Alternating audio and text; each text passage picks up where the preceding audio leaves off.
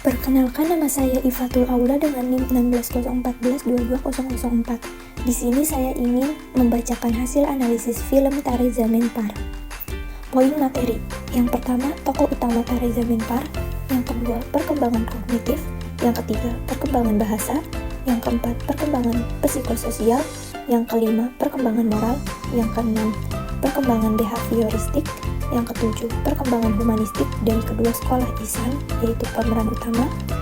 Yang kedelapan, perkembangan konstruktivisme dari kedua sekolah Ihsan sebagai pemeran utama. Dan yang terakhir, yang kesembilan, yaitu kesimpulan. Tokoh utama film Tari Zamin Par. Ihsan Awasi adalah tokoh utama dalam film Tari Zamin Par.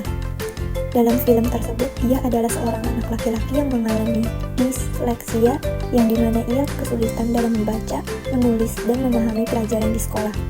Melalui perjalanan Ihsan, tidak hanya mengalami perkembangan dalam hal kognitif dan pemahaman terhadap dunia, tetapi juga dalam kemampuan berbahasa dan berkomunikasi dengan orang lain. Perkembangan kognitif pada Ihsan. Yang pertama, Ihsan menderita disleksia yang mempengaruhi kemampuan membaca, menulis, dan belajarnya, seperti persepsi dunia dan interaksi sosialnya. Yang kedua, Ihsan kesulitan memahami materi akademis karena disleksia. Tetapi, dengan bantuan guru yang peduli dan metode pembelajaran kreatif, ia mulai menunjukkan peningkatan signifikan dalam kemampuan belajar, menulis, dan membaca. Yang ketiga, Ihsan mulai mengembangkan minat lebih dalam terhadap dunia sekitarnya melalui seni lukis, menunjukkan perubahan dalam pemahamannya terhadap dunia.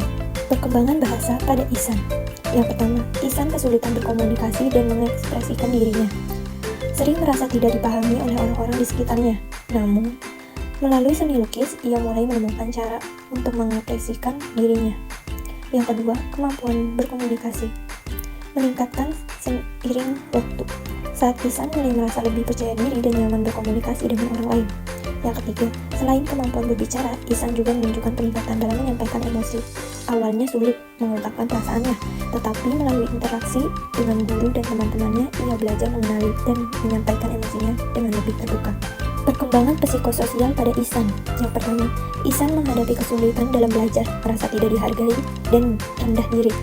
Kehadiran guru Nikum membuat perubahan besar dengan memberi Ihsan kesempatan mengekspresikan diri melalui seni, membantu mengatasi perasaan rendah diri. Yang kedua, karena perbedaannya, Ihsan sering merasa terisolasi dan kesepian. Pertemuannya dengan guru Nikum yang memahami dan menghargai potensinya membuat Ihsan merasa diterima dan didukung secara emosional. Yang ketiga, Ihsan memiliki keterampilan sosial yang terbatas dan cenderung menarik diri dari interaksi sosial. Namun, seiring waktu, ia mulai berinteraksi lebih baik dan peduli pada teman-temannya. Perkembangan moral pada Ihsan. Yang pertama, pemahaman nilai-nilai empati melalui hubungannya dengan guru baru. Ihsan mulai memahami empati dan menghargai keunikan setiap individu. Yang kedua, ketekunan dan ketabahan. Ihsan menemukan kekuatan untuk terus berjuang meskipun menghadapi kesulitan besar dalam akademis. Yang ketiga, Ihsan tidak hanya mencapai keberhasilan akademis, tapi juga menerima dirinya sendiri. Ia memahami bahwa keunikan adalah kekuatan. Di bawah bimbingan Nikum, Ihsan menjadi lebih mandiri, percaya diri, dan gigih dalam menghadapi kesulitan. Perkembangan behavioristik pada Ihsan. Dari sudut pandang teori belajar behavioristik, interaksi Ihsan dengan lingkungannya mempengaruhi perilaku dan belajarnya. Hukuman dari guru dan tekanan dari orang tua menciptakan kondisi yang tidak kondusif. Sementara, perhatian dan dukungan dari guru Nikum memperkuat perilaku positif Ihsan dan memotivasinya untuk belajar. Teori belajar humanistik dari kedua sekolah Ihsan. Dalam sekolah pertama, pendekatan humanistik kurang terwujud karena guru lebih fokus pada penyampaian materi pembelajaran dan pencapaian target akademik, mengabaikan kebutuhan emosional dan psikologis siswa. Ini dapat mengakibatkan kurangnya motivasi dan keterlibatan siswa. Sedangkan di sekolah kedua, pendekatan humanistik lebih terwujud. Guru lebih memperhatikan kebutuhan emosional dan psikologis siswa, membangun hubungan dekat dan penuh kasih, serta memberikan dukungan individual. Hal ini menciptakan lingkungan yang hangat dan nyaman, dapat meningkatkan motivasi dan keterlibatan siswa dalam perjalanan pembelajarannya. Teori belajar konstruktivisme dari kedua sekolah Ihsan. Di sekolah pertama, pendekatan konstruktivisme terbatas. Siswa dianggap sebagai penerima pasif pengetahuan dengan sedikit kesempatan untuk aktif terlibat dalam pembentukan pengetahuan melalui interaksi sosial dan eksperimen, karena kurikulum terpusat pada guru. Sedangkan di sekolah kedua, pendekatan konstruktivisme didukung. Guru berperan sebagai fasilitator yang mendorong siswa untuk aktif terlibat dalam pembelajaran melalui pengalaman langsung, diskusi, dan eksperimen.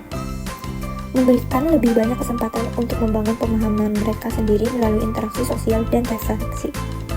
Kesimpulan, pendekatan pendidikan yang berbeda dapat mempengaruhi perkembangan siswa. Ihsan mengalami peningkatan dalam belajar, komunikasi, dan keterampilan sosial ketika diberikan perhatian dan dukungan yang tepat dari guru yang peduli seperti Nikum.